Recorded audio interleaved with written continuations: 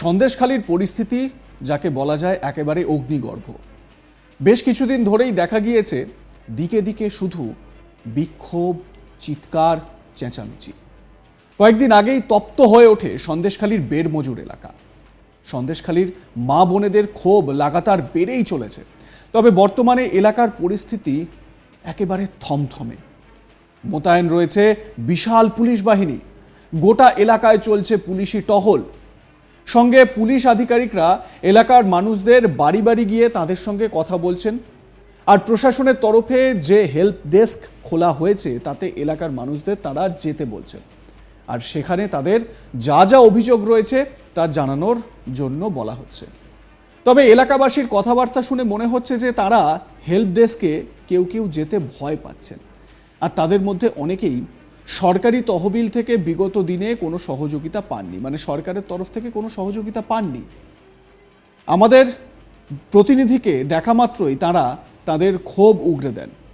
এলাকার মানুষ কি বলছেন, তাদের কি অভিযোগ, তাদের কি বক্তব্য, সেটা আমরা শোনার চেষ্টা করেছি।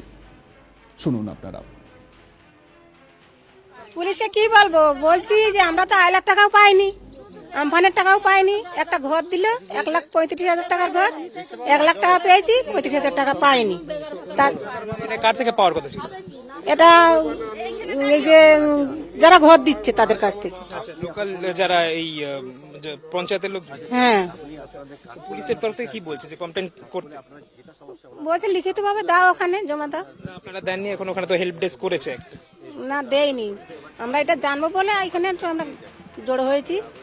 তো এরপরে কি এখন গিয়ে কমপ্লেন করবেন? হ্যাঁ, করতে হবে তো।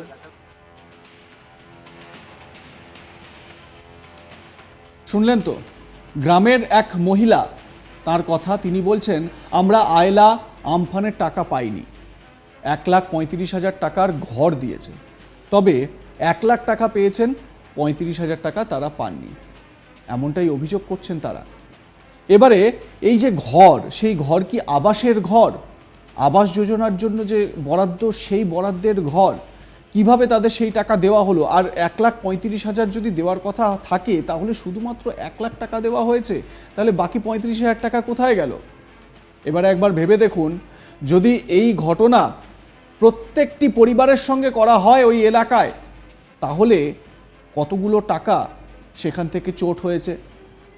স্বাভাবিক একটা প্রশ্ন ওঠে যে সেখানে সন্দেশখালীতে সাধারণ মানুষকে, গ্রামবাসীকে, সহজ সরল গ্রামের মানুষকে কিভাবে ঠকানো হয়েছে। তাদের কাছ থেকে জমি কেড়ে নেওয়া হয়েছে, তাদের পুকুর কেড়ে নেওয়া হয়েছে, তাদের বসত বাড়ি সেটাও নাকি কেড়ে নেওয়া হয়েছে। একের পর এক চাঞ্চল্যকর তথ্য প্রত্যেক দিন আজ তাক বাংলা সহ বিভিন্ন সংবাদ মাধ্যমের ক্যামেরায় ফুটে উঠছে। অসহায় করুণ অবস্থার মধ্যে দিয়ে দিন গুনছিলেন এতদিন এলাকার মানুষ।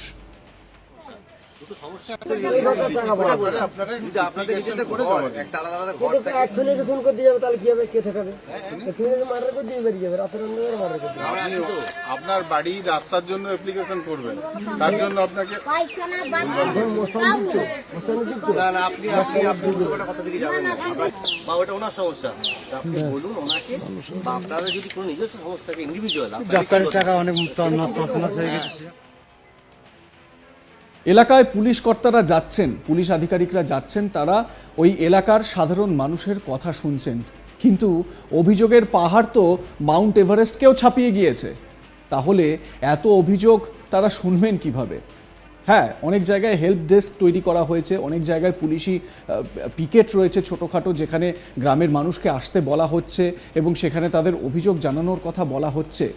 কিন্তু মানুষের এত অভিযোগ রয়েছে, এত তাদের বিভিন্ন রকমের ক্ষোভ রয়েছে, সেই ক্ষোভ প্রশমনই কী করে হবে? আর সেই অভিযোগের সুরাহাই বা কীভাবে হবে?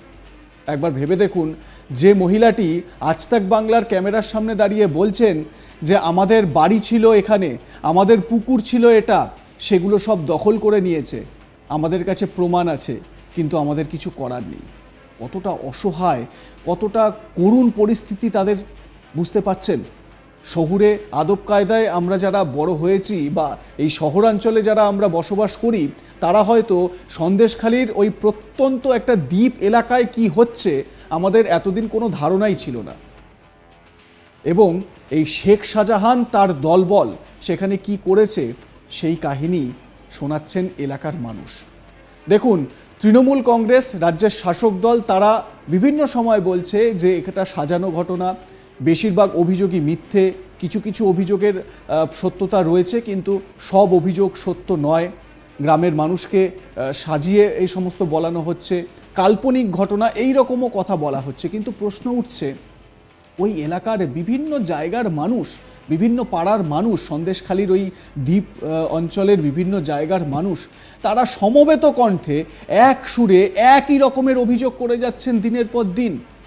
এটা কতটা সাজানো হতে পারে, এটা কতটাই বা কাল্পনিক হতে পারে?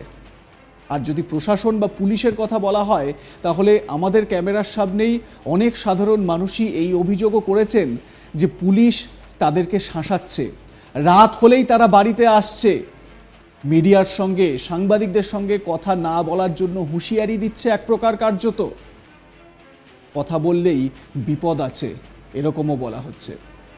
আজ তাক বাংলার সঙ্গে কথা বলতে গিয়ে ওই এলাকারই এক বাসিন্দা তিনি বলছেন যে যদি শেখ শাহজাহানরা শাস্তি পায় তাহলে আমাদের শান্তি, কিন্তু যদি তারা ছাড়া পেয়ে যায় তাহলে তো আবার 5 বছরের জন্য ভিন রাজ্যে গিয়ে থাকতে হবে। বড়ই অসহায়। কেউ কেউ আবার বলছেন নিজের ছেলের যে হ্যান্ডিক্যাপড কার্ড করার কথা, প্রতিবন্ধী কার্ড করার কথা, সেই কার্ড তিনি করে উঠতে পারছেন না। তার কারণ ওই এলাকার তৃণমূল নেতা তাদেরকে নাকি 10,000 টাকা কাটমানি দিতে হবে, তাহলে নাকি সেই প্রতিবন্ধী কার্ড পাবেন ওই অসহায় বাবা। একবার ভাবুন, সন্দেশখালীর মানুষ কীরকম দুর্বিষহ অবস্থার মধ্যে দিয়ে যাচ্ছেন। স্বাভাবিকভাবে বলতে যে তারা এই মুহূর্তে তাদের এই বাউন্স ব্যাক করা ছাড়া আর কোনো উপায় ছিল না।